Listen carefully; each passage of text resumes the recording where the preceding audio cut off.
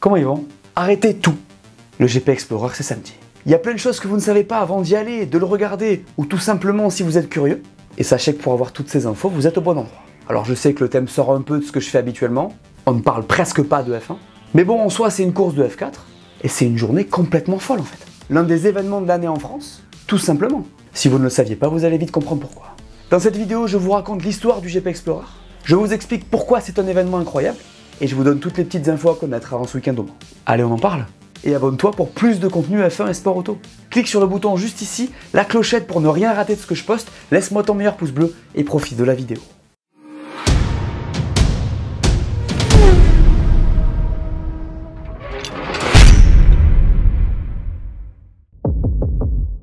Commençons par le commencement les gars, le GP Explorer, c'est quoi? Pour répondre à cette question, j'ai pas cherché midi à 14 h, j'ai demandé à Wikipédia et voici ce qu'il m'a dit. Le GP Explorer ou Grand Prix Explorer est une course de Formule 4 organisée par le vidéaste Squeezie, réunissant des personnalités d'internet. Simple, efficace. Mais on va aller un peu plus loin quand même.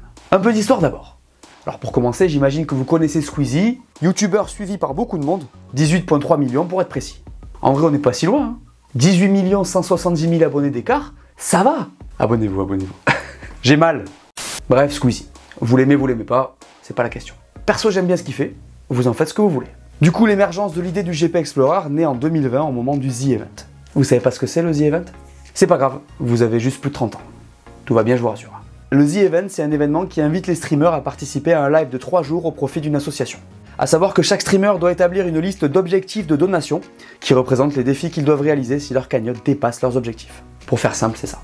Du coup, Squeezie, il se lance l'objectif d'organiser un tournoi de Formule Renault s'il dépasse les 80 000. Le truc, c'est qu'il va faire 100 000 de plus. Alors perso, j'en avais jamais entendu parler jusqu'à ce qu'il en fasse l'annonce en mars 2022. Et oui, il annonce un programme assez intéressant avec 11 équipes, 22 concurrents, des entraînements et une course en octobre 2022.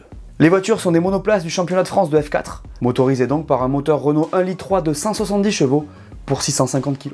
On parle donc de vitesse de pointe de 220 km/h sur un circuit, ce qui est pas mal. Surtout pour des novices ou presque. Parce que les pilotes de ces bolides, c'est pas des pilotes. C'est des créateurs de contenu qui pour la plupart n'ont rien à voir avec la course auto. Bon alors t'as le duo Villebrequin qui est dedans, des Piello aussi que vous connaissez, mais les Seb Lafrite, le Bouzeux, Amixem, Dejna, c'est loin de tout ça à la base. Il y en a même qui n'ont pas le permis de conduire. C'est donc un gros challenge puisque Squeezie n'a pas l'intention de rigoler avec le racing. Les pilotes feront donc 5 week-ends d'entraînement avec de la théorie et de la pratique bien évidemment. Alors vous vous demandez peut-être qui donne les cours. Eh bien c'est la FFSA elle-même, donc la Fédération Française du Sport Auto. Qui d'autre? La course se déroulera sur le circuit Bugatti au Mans, l'un de nos plus beaux circuits. Et en fait, à partir de l'annonce, on va les suivre à travers des vlogs, jusqu'à la course. On a accès à des bribes de leurs entraînements, on voit vraiment beaucoup de choses et c'est assez intéressant.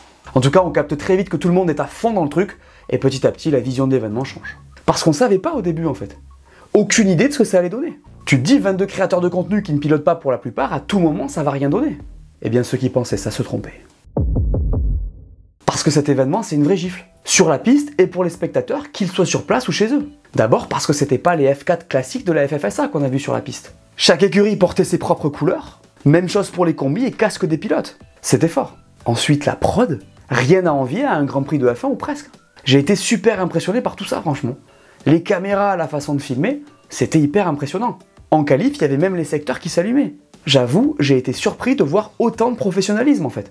C'était une prod télé, tout simplement. D'ailleurs, ça s'arrête pas là, hein. Les sessions sont commentées via le live qui dure toute la journée. Pour la pole, il y a la même cérémonie qu'en F1 avec le trophée et les interviews sur la grille. D'ailleurs, l'an dernier, c'est Despiello qui l'avait réalisé. Quand il se passe des trucs en piste, t'as les images de l'intérieur des box avec les entourages des pilotes qui passent. La course est diffusée sur Twitch sur un live qui dure toute la journée. Et l'an dernier, elle a tout simplement battu le record de stream. Plus d'1 million de personnes sur la chaîne de Squeezie, les gars. Pour une course de F4. Perso, ça m'a un peu fait sauter le cerveau.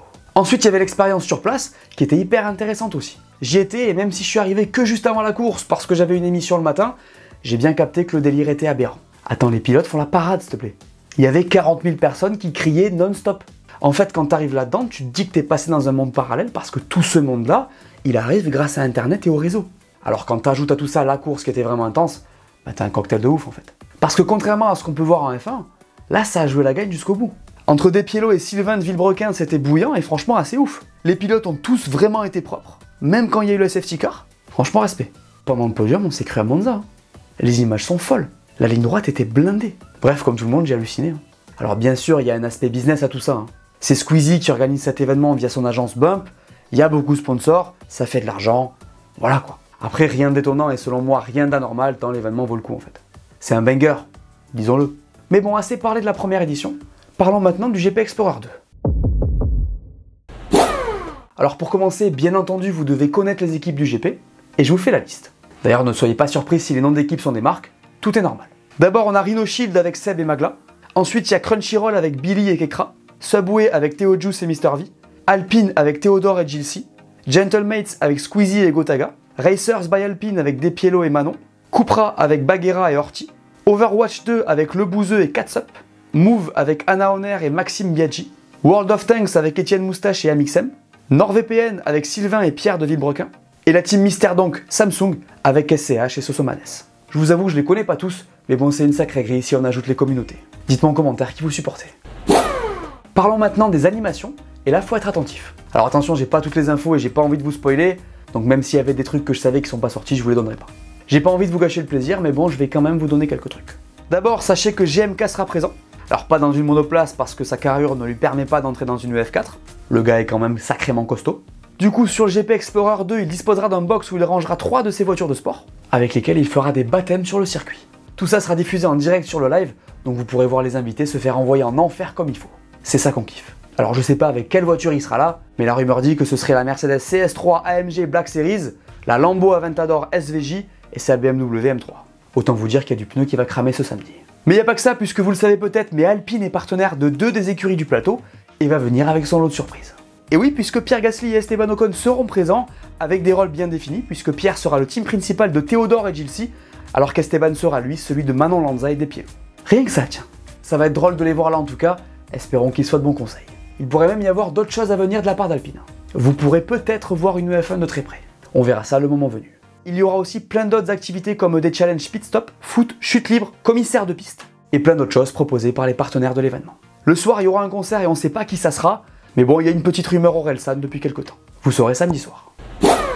Attendez-vous à une ambiance de folie sur le GP, les gars. On en parle dans le programme, mais il y a beaucoup de choses de prévues. J'ai parlé des animations, donc ça va être sympa. Vous allez voir, plus le départ va se rapprocher, plus la tension va monter sur place, et ce sera pareil sur le stream. Comme sur un Grand Prix de F1 d'ailleurs. Pendant la course, même chose, et le mieux c'est la fin. Voir ces tribunes faire autant de bruit l'an dernier, j'avoue, ça m'a fait un truc. J'avais l'impression d'être dans un stade en fait. D'ailleurs, en 2022, c'était 40 000 personnes, et ben cette année, c'est 60. D'ailleurs, les billets ont tous été vendus en 30 minutes, autant vous dire qu'il y a de l'engouement. Si vous voulez être au plus près de l'événement, n'hésitez pas à télécharger leur app. Il y a toutes les infos. Le plan du circuit, les infos sur les transports, les parkings, le programme, il y a tout. Il y a les équipes, vos billets, il y a tout.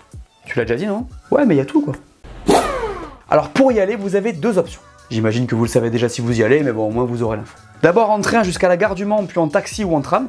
À noter qu'il faut marcher un peu entre l'arrêt de tram et le circuit. L'autre option, c'est la voiture, et là accrochez-vous parce que ça peut être un peu galère. Beaucoup de spectateurs vont utiliser ce moyen de transport, donc il risque d'y avoir pas mal de bouchons aux abords du circuit. A priori entre 7h et 10h du matin, et entre 20h et 1h. Même chose au niveau des parkings du coup, qui risquent d'être blindés. Bref, organisez-vous bien à l'avance parce que ça va bouchonner. J'avoue, j'ai pas pu m'en empêcher, je vais vous faire une folle prédiction pour ce GP Explorer 2. Alors je vais pas vous mentir, je ne connais pas les niveaux de chacun, mais je vais m'y risquer. Et vous savez quoi, j'ai envie de partir sur un mec qui n'est pas dans l'auto, mais qui en parle souvent. D'ailleurs, je crois que vous le connaissez puisqu'il est plutôt très connu. Et oui, mesdames et messieurs, il y aura un Marseillais sur le podium du GP Explorer.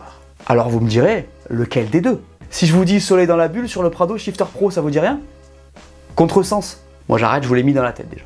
Désolé. Et oui, vous l'aurez compris, samedi c'est SCH qui va monter sur le podium du GP Explorer 2. C'est un gâté ça? Vous l'aurez entendu ici en premier. Ouais, non. La météo pour ce samedi au Mans est assez simple. C'est un grand soleil et 35 degrés. N'oubliez pas vos lunettes fumées. Parlons un peu de ce circuit Bugatti du Mans. Il a été construit en 65 par le président de la CO. C'est donc un circuit qui a de l'âge. Aujourd'hui, il est utilisé pour le GP de France Moto, les 24 heures moto, les 24 heures camion ainsi que pour des courses historiques. A noter qu'il a été utilisé une seule fois pour la F1 en 1967. Le circuit comporte d'ailleurs une partie commune avec le circuit des 24 heures. Celui qui fait 13 km et qui héberge aussi le Mans classique. On fait un tour ou quoi? Et là les gars, j'ai pris ce que je trouvais, donc c'est la pole de Depiello l'an dernier. On se la fait ensemble. C'est parti dans la ligne droite des stands de ce circuit Bugatti du Mans. Dans le Dunlop, on arrive à fond. Attention, vibreur à droite, ça peut être piégeux. Dans la chicane, on coupe le max possible pour rester dans les limites du circuit et on réaccélère le plus tôt possible. Ensuite, c'est le long droit qui se prend avec beaucoup de vitesse. Faut rester bien à l'intérieur. Ça repart à fond. Là, c'est un virage similaire mais à gauche. Ici, on reste bien à l'intérieur. On réaccélère le plus tôt possible dans cette mini ligne droite. Là, on va arriver sur un gros freinage. Et l'objectif sera de garder le plus de vitesse possible. Ici, attention à la deuxième corde, et on entre dans une autre partie rapide du circuit qui nous amène vers une autre chicane. On remonte sur les gaz, puis on se dirige vers cet enchaînement droite-gauche où on garde d'abord l'intérieur, puis on réaccélère tôt pour finir sur le double droit et la ligne d'arrivée. Le programme du GP Explorer. On parle donc de la journée du samedi 9 septembre. 7h, ouverture des portes. De 8 à 9, arrivée des pilotes sur la piste. De 9 à 11, essai libre. De 12h15 à 13h, visite des stands pour les spectateurs. Entre 13h30 et 14h, animation surprise sur la piste. De 14h à 15h, ce sera les qualifs. De 16h à 16h40, nouvelle animation surprise et parade des pilotes. À 17h25, mise en grille. À 18h35, le début de la course.